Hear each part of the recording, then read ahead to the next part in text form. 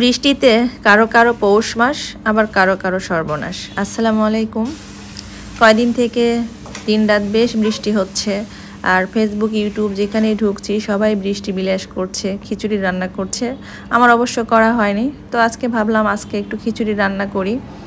তো সব কিছু প্রস্তুতি নিয়ে এখন একটু বেলকনিতে আসলাম, দেখছি যে আকাশের কি অবস্থা, কিন্তু দেখি যে ভালোই রোদ উঠেছে, বৃষ্টি আর নেই।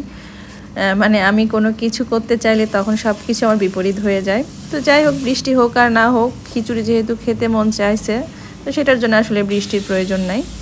আর আমার ছেলে আসলে কয়দিন থেকে খিচুড়ি খেতে চাচ্ছে, তো আজকে ওদের স্কুল নেই, তো ভাবলাম যে আজকে একটু খিচুড়ি রান্না করে দেই। আর সাথে একটু বৃষ্টি হলে বেশি ভালো হতো, তো বৃষ্টি নেই তো কী হয়েছে, খাওয়া তো খাওয়াই, যে কোনো সময় খাওয়া যায়।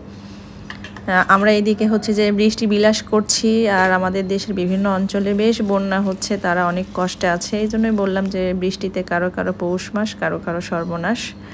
তো এই তো রান্না বান্না হয়ে গেল, খিচুড়ি রান্না করলাম, মাংস ভুনা আর একটু আলুর চপ করেছি।